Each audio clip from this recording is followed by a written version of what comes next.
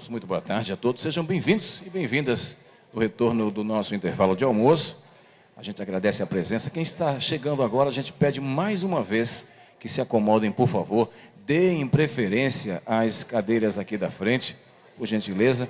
Vamos convidar aqui ao palco ela que é economista, doutora em urbanismo, vencedora do Prêmio Jabuti em Economia em 2007, também do Prêmio Cláudia em 2013, e é considerada pelo El País como uma das 8 personalidades brasileiras que impressionam o mundo. Doutora Ana Carla Fonseca. Boa tarde a todos. Alguma área de microfonia para eu não mexer aqui? Posso ir para os dois lados, né? Perfeito.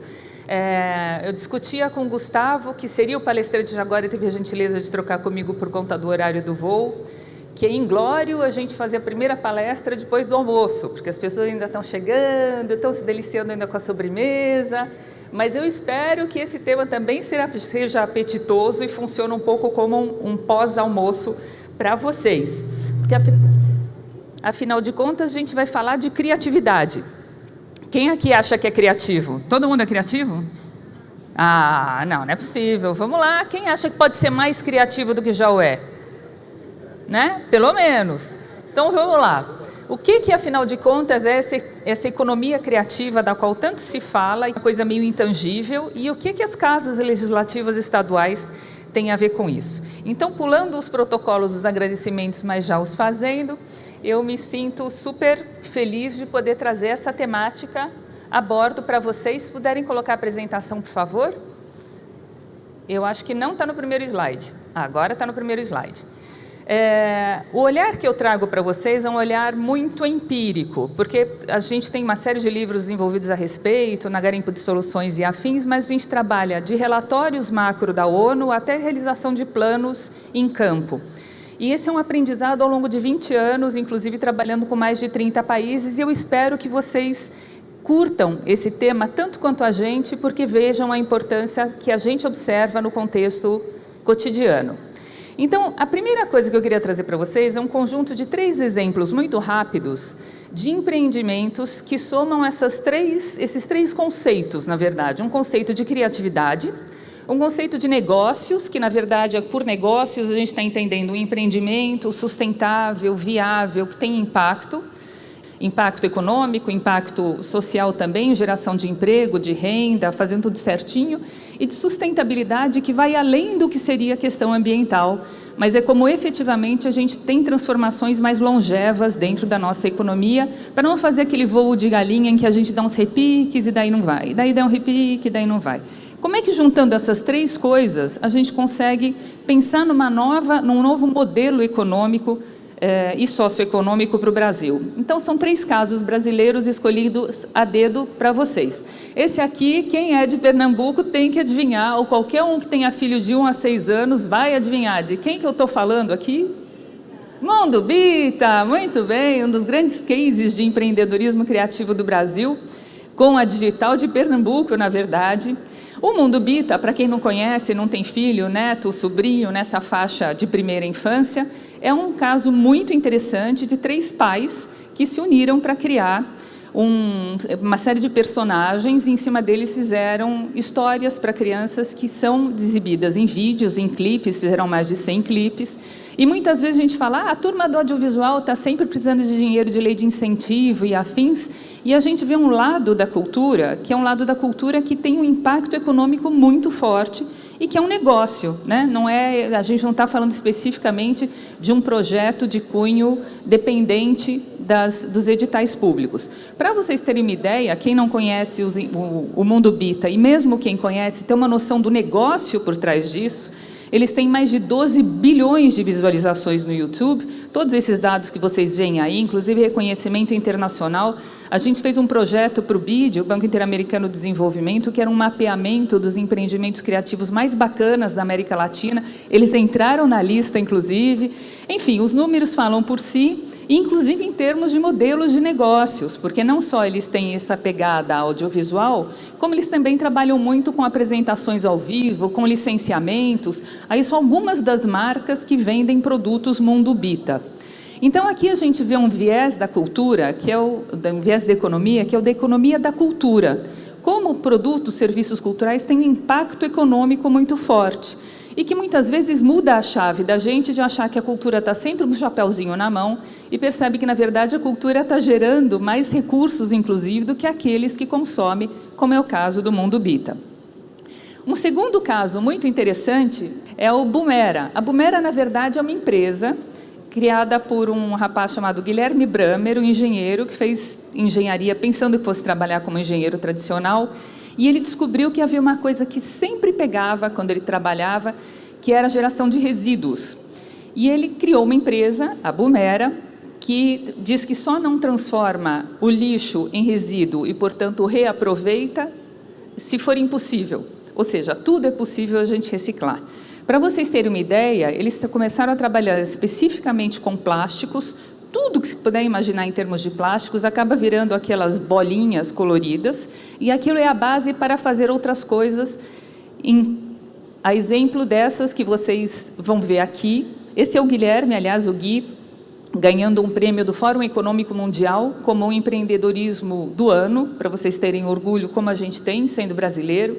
E eles fazem a ponte entre empresas que querem trabalhar melhor os seus resíduos e precisam fazê-lo, inclusive por questões legais, e cooperativas. Hoje eles têm 500 cooperativas, na verdade o gargalo deles são as cooperativas, eles trabalham com metade das cooperativas do Brasil, reciclando aí 12 mil toneladas de plástico e tirando dos aterros 60 mil toneladas de resíduos em geral. E a gente sabe, estando nas assembleias estaduais, do impacto que a gente tem e do desafio que é lidar com aterros, com resíduos sólidos e afins. Para vocês terem outra ideia, eles têm 2 fábricas hoje, uma em São Paulo e no Paraná, tem mais outras 3 em construção e uma 4ª que deve abrir no Chile daqui a pouco. E aqui só 2 exemplos para vocês verem como a coisa pode ir longe quando a gente observa aquilo que é possível fazer quebrando paradigmas de possibilidades. Então, aquele primeiro caso de cima é um projeto que eles têm com a Nestlé, para o Nescau, em que eles transformam aquelas embalagens flexíveis de Nescau em equipamentos de basquete. E a de baixo é uma reciclagem de fraldas. Todo mundo aqui que já trocou muita fralda sabe quando a gente fica com dor na consciência, né? Meu Deus, olha quanto fralda estou jogando fora. Eles conseguem esterilizar a fralda, tirar o plástico e transformar em outras coisas, como, por exemplo, aquela tampa de lixeira. Então, esse é um empreendimento relativamente recente, tem pouco mais de uma década, que ganhou escala mundial. Eles exportam muitas coisas, inclusive, sobretudo a metodologia, dentro de uma lógica que é da economia circular, e que tudo sempre tem um reaproveitamento, assim como ocorre na natureza, né? Na natureza, tudo é reaproveitável. Então, a gente tem a economia da cultura ou do entretenimento, a gente tem a economia circular. Aqui alguns dos inúmeros reconhecimentos que a Boomera recebeu nos últimos poucos anos, inclusive. E a gente termina com um terceiro exemplo de um outro setor, que é de chocolate. Alguém aqui não gosta de chocolate? Difícil, né? Tem uma menina muito sapeca que pensou que fosse médica porque ela queria mudar o mundo. E daí ela não passou no vestibular de medicina e descobriu que ela teria que mudar o mundo, na verdade, de um outro jeito, que mais apetecesse ao seu paladar e ao seu coração. E travando contato com a realidade amazônica, ela foi fechando o desenho dos pontinhos e falou, olha só, tem vários ribeirinhos na Amazônia que estão num ambiente que é onde o cacau brota naturalmente, né? Que não tem safra de cacau, porque o cacau é naturalmente de lá. Então, esse cacau selvagem, como eles chamam, na verdade, brota, claro, ao redor dos vários rios. E ela falou, se a gente tem o terroir de queijo, a gente tem o terroir do vinho, a gente tem o terroir de um monte de coisa, a gente também tem terroir de chocolate. E ela fez uma biblioteca de barras de chocolate, só de chocolate de cacau selvagem, trabalhando especificamente com os ribeirinhos desses vários rios. Eles têm cerca de 600 famílias que o que fazem é colher esse cacau que brota naturalmente, o tal do cacau selvagem, e com um valor agregado muito importante, que é o do beneficiamento. Porque, contrariamente a outros produtos in natura, o cacau tem que ser beneficiado ali, ele tem que ser aberto, tirado a polpa, etc., para conseguir ser transportado. Então, ainda tem um outro valor agregado em cima disso. E agregando a esse conhecimento tradicional e a matéria-prima, que é muito especial, ela vende as várias barras do Rio Tapajós, do Rio Purus, do Rio Acará e daí para frente. Essa é a Luísa Abram, que é a nossa empreendedora em questão e que está levando essa marca da valorização do que é específico do Brasil para fora por meio dessas deliciosas barras de chocolate que, inclusive, muitas vezes têm a inclusão de cupuaçu, de outras tantas questões. E dentro de uma lógica que é essa da economia muito mais voltada a uma economia da experiência, porque quando a gente consome uma barra de chocolate que tem toda a historinha ali, a gente, na verdade, está consumindo um pedaço da história e viajando em mente e coração para a Amazônia. Imaginem o inglês naquele frio, deserto, ai meu Deus, branco, branco, branco, abre aquela barrinha de chocolate e se transporta no meio do verão para Manaus, para o Pará, para Rondônia, enfim, para os nossos vários cantos deliciosos. Quando a gente soma isso tudo, a gente vê vários termos dentro dessas tendências da economia circular, da bioeconomia, da economia verde, economia de experiência, economia do conhecimento. Eu não queria aqui brigar pelo termo. A gente vai fazer aqui um pacote de coisas baseadas em uma lógica, que é uma lógica que diz que dentro de um mundo cada vez mais globalizado, há alguns fatores, alguns ativos econômicos que se movem muito facilmente. Quando eu era moleca ainda e a gente ia fazer viagem para a Argentina que fosse, tinha que rezar, pelo amor de Deus, para não ser assaltado, tinha que distribuir traveler check pela roupa, talvez alguns de vocês lembrem disso, porque se fosse assaltado não tinha jeito de receber dinheiro no exterior, né? Hoje a gente aperta um botãozinho de computador e pluft, o dinheiro vai para cima ou para baixo com uma facilidade incrível. O dinheiro começou a circular muito facilmente, tecnologia também. O que dentro de uma economia não é tão facilmente circulável ou transferível em escala? E certamente não é copiável? A criatividade humana. Então, a economia criativa, em suma, o que diz é que quando a gente utiliza a criatividade humana para gerar produtos, serviços, propostas, sejam de ciência e tecnologia, sejam de artes e cultura, a gente consegue agregar um valor que não é copiável. Eu posso até copiar a música, a linha de pesquisa, mas eu não copio aquela criatividade que vai gerar muitas outras músicas e muitas outras áreas de pesquisa. Então, a criatividade volta a ser reconhecida como um ativo diferencial dentro das economias. Só que num país como o nosso, que tem tantos desafios estruturais, a questão não é só gerar valor na ponta. Então, o último elo da ponta é aquele que ganha muito dinheiro e o resto da turma toda dessa longa cadeia fica sendo esfolada e vendendo na bacia das almas, que é uma lógica que durante muito tempo a gente ouviu, né? Ah, fiz uma excelente negociação, né? Vendeu, nossa, a preço de banana e eu estou ganhando uma fortuna. Nenhuma cadeia se sustenta dessa forma, porque chega uma hora que os vários elos dizem, um abraço, eu vou fazer outra coisa, porque eu não consigo pagar as contas com isso. Então, o que a economia criativa fala? Que se eu for ter, digamos, um estilista fazendo uma roupa super bacana, diferente, com uma pegada bem moderna, bem moda brasileira, precisa ter uma costureira que dê conta do recado, precisa ter alguém que faça um tecido de algodão naturalmente colorido que dê conta do recado. A cadeia inteira tem que ter esse valor compartilhado. Então, essa é uma pegada muito bacana dentro do que a gente está falando de economia criativa. E algo que o Brasil faz bem, mas poderia fazer melhor ainda, é o valor percebido. E o que é o valor percebido? A gente pega aqui um carro, vai para Porto de Galinhas, e daí vê lá um menino fazendo a castanha brejeira, ou vê alguém vendendo barro, enfim, jarro, o que for de feito de barro, e a gente para e pergunta para aquele senhor, quanto custa aí o seu jarro? Ele olha para a gente, assim, vai lá, tira o pó de cima do jarro e tal, fala, sei lá, acho que uns R$30. E a gente olha para aquele jarro e fala, não tem noção do valor disso, não é? Não sabe o valor desse preço baixo que ele está vendendo. Porque o valor, que é o valor econômico, é o preço, né? Tem vários outros valores. Mas aquela pessoa não percebe o valor daquilo. Daí a gente, 3 banquinhas para frente, vê um outro vendendo jarro.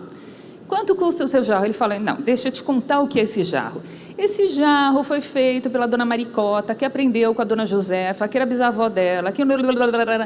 E vai contando minha história, e a gente vai sendo enredado naquela história, e a gente já imagina a dona Maricota, a dona Josefa, o barreiro onde ela foi tirar o barro. Aquele jarro passa a ser uma experiência, passa a ser todo um encantamento, né? Essa narrativa, esse storytelling. A gente fala, ai, que legal, nossa, esse jarro é muito mais do que um jarro, né? É um pedaço da história de tanta gente, de saberes e fazeres, de ofícios, de já vir embaixador ou embaixadora daquele bendito daquele jarro. Esse valor percebido é algo que a gente tem que trabalhar melhor. E eu ouso dizer, pela minha parquíssima experiência de desde ontem estar acompanhando aqui, que o trabalho que as casas legislativas estaduais fazem poderia também ter um valor percebido mais alto, porque tem muita coisa bacana que vocês estão fazendo, que a gente está ouvindo, que eu, como cidadã, por exemplo, não tinha a menor ideia. Então, a gente precisa trabalhar esses 3 valores ao mesmo tempo, o agregado, o compartilhado e o percebido. Isso compõe essa lógica da economia criativa. Tem muita gente correndo atrás disso e já há vários anos. A China, né, que virou esse transatlântico econômico no mundo, para vocês terem uma ideia, não está deixando isso barato. Primeira indústria mundial em games é chinesa, segunda em audiovisual é chinesa, porque quando a gente vê um filme, a gente compra muito mais do que o filme, é o modo de vida, é a simpatia, o tal do soft power. Quando a gente desenvolve um game, não é só para a diversão da molecada, é como é que eu, em um hospital, consigo administrar uma vacina numa criança que não quer tomar uma vacina, colocando uns óculos de realidade virtual, e daí ela pega e, no meio da historinha que ela está acompanhando, uau, tem uma formiga que pega e aparece do meu lado e faz bu, e me dá uma mordidinha, e pluft, nesse momento ela recebe a vacina e nem percebeu. Como é que eu aplico isso a plataformas submarinas para treinamento das pessoas não terem que ir lá fazer o treinamento quando é possível fazer à distância e depois só fazerem o batismo ao vivo e a cores. Então, é muito mais do que simplesmente o brincar com games. É um setor que acaba trazendo muita inovação para setores tradicionais. Para vocês terem uma ideia, o Reino Unido, por exemplo, definiu toda uma série de fatores fundamentais para se tornarem não um polo criativo no mundo, mas o polo criativo no mundo. Porque eles querem ficar no taco a taco ali com a turma que está dando as cartas do que é a economia criativa no mundo. E, para isso, eles se valem muito de regulamentações nacionais, regionais, municipais. Algumas delas aqui, Fundo para Infraestrutura Digital, para clusters criativos, como aqui a gente tem o Porto Digital, como a gente consegue desenvolver territorialmente um local a partir da constituição de uma outra lógica ancorada na economia criativa. Isso, obviamente, depende muito do que seria a legislação, o nosso corpo legislativo. A Indonésia, para não sair, mas China é a China, mas o Reino Unido é o Reino Unido. Vamos para a Indonésia, que também tem desafios muito profundos. Eles falaram, olha, a gente é muito bom em turismo, a gente é muito bom em conteúdo digital, fazendo parcerias com vários países do mundo, e a gente é muito bom em culinária, porque a gente, dizem os indonésios, eles têm 75 mil anos de storytelling, de histórias para contar. Aqui a gente passei ali na frente do Bar do Cuscuz. Eu falei, nossa, que nome, Bar do Cuscuz? Tome a história do Bar do Cuscuz. A gente dá a volta na esquina, encontra um outro lugar e ele começa a contar a história daquele prato. Olhem como a gente conta pouco as histórias que a gente tem, inclusive na gastronomia, né? De modo que, como as assembleias legislativas estaduais podem contribuir para essa mudança? E aí eu acho que tem 3 coisas muito bacanas, muito importantes, que poderiam ser mais bem desenvolvidas dentro do que a gente está desenvolvendo, dentro do que a gente está propondo. A primeira delas é de capacitação interna. É difícil, quando a gente tem um conceito em informação, como essa lógica de mundo dada pela economia criativa, a gente aprender direito o que é aquilo, né? Economia criativa, mas a outra não é criativa, mas como assim economia e ao mesmo tempo criativa? Então, a gente precisa, primeiro, sensibilizar os colegas acerca do que é a economia criativa. Porque se não chegar alguém lá falando de economia criativa, aí que barato é esse? Eu sei o que é agricultura, eu sei o que é moda, mas o que é economia criativa? E daí, percorrendo as instituições de ensino, que são fantásticas e tem muitos materiais e temas, de uma forma muito propositiva, sendo abordados, por exemplo, a Escola do Parlamento em São Paulo, a gente não tem necessariamente alguma coisa explicando o que é essa economia criativa, que cresce a um ritmo mais alto do que o resto da economia, e isso no mundo inteiro, que é muito apetitosa para os jovens, porque os jovens querem trabalhar com criatividade, não querem muitas vezes fazer o mais do mesmo dos setores tradicionais de quando eu me formei, por exemplo. Então, para a gente dar um impulso ao empreendedorismo dos jovens é fantástico. Mas não achei nada vinculado ao que a gente está discutindo.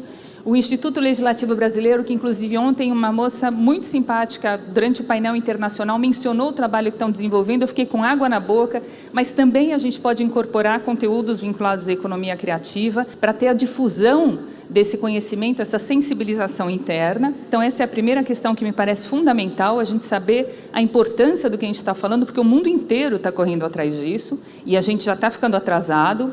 Segunda história, jogar junto. Então, tem uma série de exemplos de vários cantos do Brasil, como a pequenininha Tarumã, no sul, que uma cidade de baixíssima população, que resolveu fazer todo um investimento em energia fotovoltaica, por exemplo.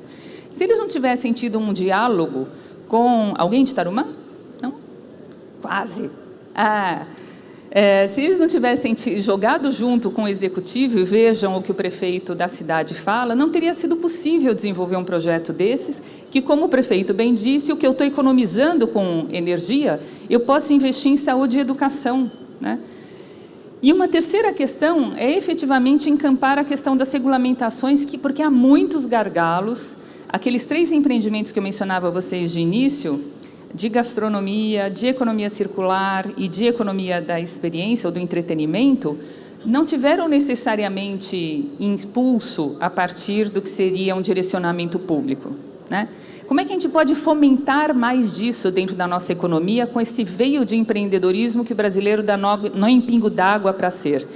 E aí, para vocês terem 2 exemplos, Minas foi muito arguta em alterar uma lei que proibia, inclusive, a venda, como muitos de vocês devem acompanhar, de queijo de leite cru, por uma questão sanitária, não, mas é perigoso, etc., quando o resto do mundo inteiro vendia, França, Itália, Espanha, Portugal, queijo de leite cru.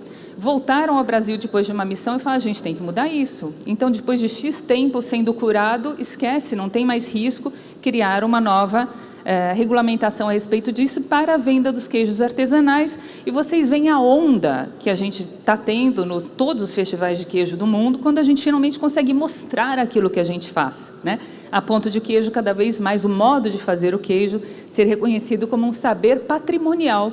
Porque se a gente pega o Brasil de norte a sul, de leste a oeste, a gente tem 1,5 milhão de queijos aí deliciosos sendo feitos, mas que muitas vezes não podem nem ser vendidos no município vizinho, porque não tem a certificação municipal, né? Como é que a gente queria, de repente, um consórcio intermunicipal para isso, como algumas regiões estão fazendo, para dar vazão a isso tudo? Então, essa é uma questão super importante. Se a gente não conhece o quadro de fundo, fica muito difícil legislar a respeito e mais difícil ainda ser proativo dentro dessa proposta. E um último caso aqui para já levar ao encerramento, se vocês analisarem o que é a Colômbia, nossos vizinhos com problemas muito graves, inclusive, de recente história, ainda hoje sendo trabalhados, como é o caso da guerrilha e afins, a Colômbia criou uma lei no Senado colombiano, cascateada para todas as regiões, e lá ele chama a economia criativa de economia laranja, que é a lei da economia laranja. Então, o que é o destino de fundo para isso? Como eu invisto em ciência e tecnologia? Como eu consigo fazer a reindustrialização do país a partir dos setores da economia criativa e daí para frente? Mas aí eles tiveram a sorte de que o então presidente tinha trabalhado com esse tema em vidas pregressas, quando ele era funcionário do BID e conheceu esse assunto. A gente não pode, com o tanto de oportunidades que a gente tem no Brasil, ficar dependendo de alguém conhecer o assunto para poder levar a cabo. Então, essa questão de sensibilização, da gente conseguir fazer uma dobradinha a partir de empunhar essa bandeira junto ao Executivo e de efetivamente criar regulamentações que sejam favoráveis a esse empreendedorismo criativo, me parece que são 3 questões absolutamente vitais e sem elas e sem vocês a gente não vai conseguir fazer esse tema andar. E como alguém que lida com isso há 20 anos e que aposta cada vez mais nessa proposta, eu peço a vocês que, por favor, considerem isso, levem em seus corações, quando vocês andarem pelas suas cidades, vejam o que está acontecendo, digo, se esse menino, se essa menina, se essa pessoa que resolveu dar uma virada de vida, tivesse uma estratégia fomentada para dar impulso, nossa, quantos outros a gente conseguiria ter aqui nesse contexto da gente. Então, deixo aqui os meus contatos, se alguém quiser acesso a algum material, enfim, desses que eu mencionei ou de outros, por favor, fiquem à vontade. No site da Garimpo também tem um monte de livros para download gratuito que a gente desenvolveu, curadoria de seminários, vídeos, é um manancial de informações e de exemplos a respeito de economia criativa. Usem e abusem, e o site é aberto para quem se interessar pelo tema. Então, muito obrigada. Somos nós que agradecemos, Ana Carla Fonseca. Pedir que a senhora permaneça aqui no palco, pois vamos convidar aqui o deputado estadual do Amazonas, Adjuto Afonso, para a entrega de um certificado de participação, por esse momento tão importante aqui na nossa conferência, e também a senhora vai receber uma xilogravura do nosso xilógrafo da terra, xilógrafo e cordelista J. Borges, um dos mais conhecidos e renomados daqui. Guardando o deputado adjunto Afonso, que está recebendo um certificado de participação, e a tela, um cordel, um cordelista, uma xilogravura de J. Borges.